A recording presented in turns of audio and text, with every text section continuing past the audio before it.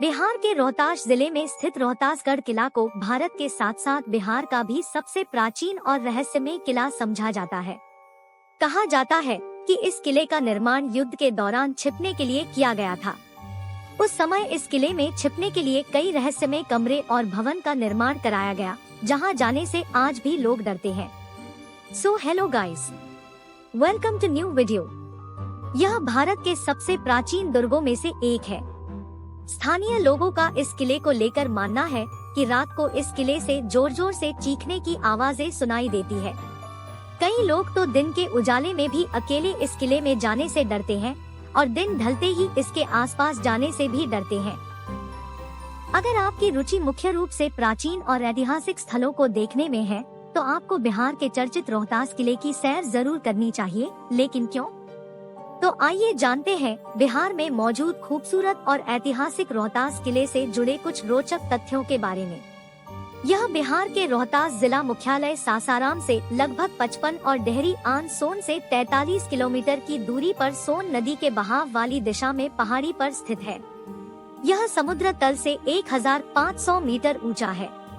रोहतास किला बिहार के ऐतिहासिक और प्राचीन दुर्ग में से एक है, जिसे रोहतासगढ़ किले ने नाम से भी जाना जाता है।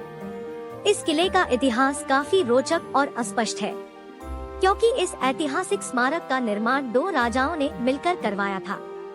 हालांकि इसके निर्माण को लेकर इतिहास में कई नाम मौजूद हैं। कहा जाता है कि इस प्राचीन और मजबूत किले का निर्माण त्रेता युग में अयोध्या के सूर्यवंशी राजा त्रिशंकु के पौत्र व राजा हरिश्चंद्र यदुवंशी के पुत्र रोहिताश्व ने 7वीं शताब्दी में कराया था। बहुत दिनों तक यह हिंदू राजाओं के अधिकार में रहा, लेकिन 16वीं सदी में मुसलमानों के अधिकार में चला गया और अनेक वर्षों तक उनके अधीन रहा। वहीं कई इतिहासकारों का मानना है कि इसके वर्तमान स्वरूप का निर्माण 15वीं शताब्दी के आसपास शेर शाह सूरी ने करवाया था। कहा जाता है कि इस किले के साथ साथ इसके अंदर मौजूद आईना महल, जामा मस्जिद भी शेर शाह सूरी ने अपने शासनकाल के दौरान बनवाई थी। वर्ष 1539 ईसा पहले इस किले पर हिंदू शासकों का आधिपत्य था, जिन्होंने इस किले की सुरक्षा के लिए लगभग 10,000 से अधिक सैनिकों को नियुक्त कर रखा था। इतिहासकारों का मत है कि किले की 4 दीवारी का निर्माण शेरशाह ने सुरक्षा के दृष्टिकोण से कराया था, ताकि कोई किले पर हमला न कर सके। बताया जाता है कि स्वतंत्रता संग्राम की पहली लड़ाई 1857 के समय अमर सिंह राजपूत ने यहीं से अंग्रेजों के खिलाफ विद्रोह का संचालन किया था। रोहतासगढ़ का किला काफी भव्य है। किले का घेरा 28 किलोमीटर तक फैला हुआ है। इसमें कुल 83 दरवाजे हैं, जिनमें मुख्य 4 घोड़ा घाट, राजघाट, कठौतिया घाट व मेढ़ा घाट है। प्रवेश द्वार पर निर्मित हाथी, दरवाजों के बुर्ज, दीवारों पर पेंटिंग अद्भुत है।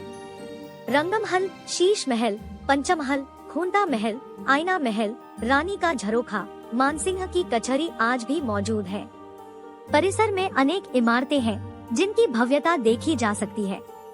सन 1539 में शेरशाह और हुमायूं में युद्ध थमने लगा तो शेरशाह ने रोहतास के सूर्यवंशी अहीर राजा नृपति से निवेदन किया कि मैं अभी मुसीबत में हूँ, आत मेरे जनान खाने को कुछ दिनों के लिए रोहतास किला में रहने दिया जाए। रोहतास के खरवार राजा नृपति ने पड़ोसी के मदद के ख्याल से शेरशाह की प्रार्थना स्वीकार कर ली और केवल औरतों को भेज देने का संवाद प्रेषित किया। कई 100 डोलियां रोहतास दुर्ग के लिए रवाना हुई और पिछली डोली में स्वयं शेरशाह चला। आगे की डोलियां जब रोहतास दुर्ग पर पहुंची, उनकी तलाशी होने लगी, जिनमें कुछ बूढ़ी औरतें थी। इसी बीच अन्य डोलियों से शस्त्र सैनिक कूदकर बाहर निकले, पहरेदार का कत्ल करके दुर्ग में प्रवेश कर गए। शेरशाह भी तुरंत पहुंचा और किले पर कब्जा कर लिया।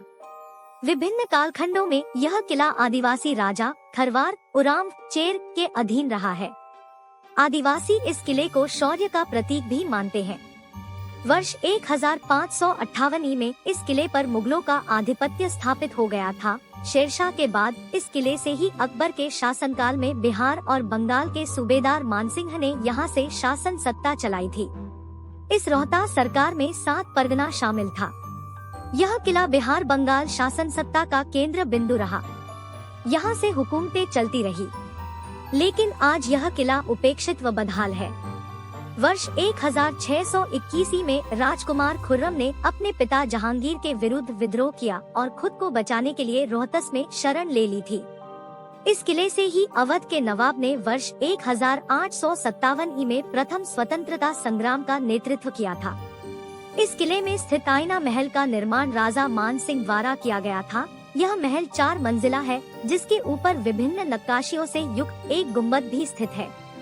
मान सिंह द्वारा बनाए गए महल से मात्र 500 मीटर की दूरी पर एक गणेश मंदिर स्थित है, जिसके गर्भगृह में 2 द्वार मंडप स्थित है। इस किले के पश्चिम में एक संरचना मौजूद है, जिसे स्थानीय लोगों द्वारा झूलता हुआ घर या हैंगिंग हाउस कहा जाता है, क्योंकि यह एक 1500 फुट गहरी खाई के ऊपर झूल रहा है। इस किले के एक स्थान पर लगभग 2000 से अधिक चूना पत्थरों द्वारा बनाई गई एक विचित्र संरचना मौजूद है, जिसका उपयोग शायद किले में मौजूद हाथियों को रखने के लिए किया जाता था। मान सिंह द्वारा बनाए गए महल के से 1 मील की दूरी पर 2 मंदिरों के खंडहर आज भी मौजूद है, जिसमें से सबसे प्रमुख मंदिर भगवान शिव का है। इस मंदिर पर चढ़ने के लिए भक्तों को लगभग 84 सीढ़ियां चढ़नी पड़ती है, जिस कारण इसे चौरासन सिद्धि भी कहा जाता है। 2000 फीट की ऊंचाई पर स्थित इस किले के बारे में कहा जाता है कि कभी इस किले की दीवारों से खून टपकता था।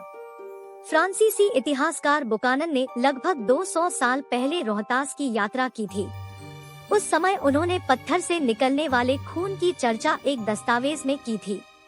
उन्होंने कहा था कि इस किले की दीवारों से खून निकलता है। वहीं आसपास के रहने वाले लोग भी इसे सच मानते हैं। वे तो ये भी कहते हैं कि बहुत पहले रात में इस किले से आवाज भी आती थी। इस आवाज को सुनकर हर कोई डर जाता था।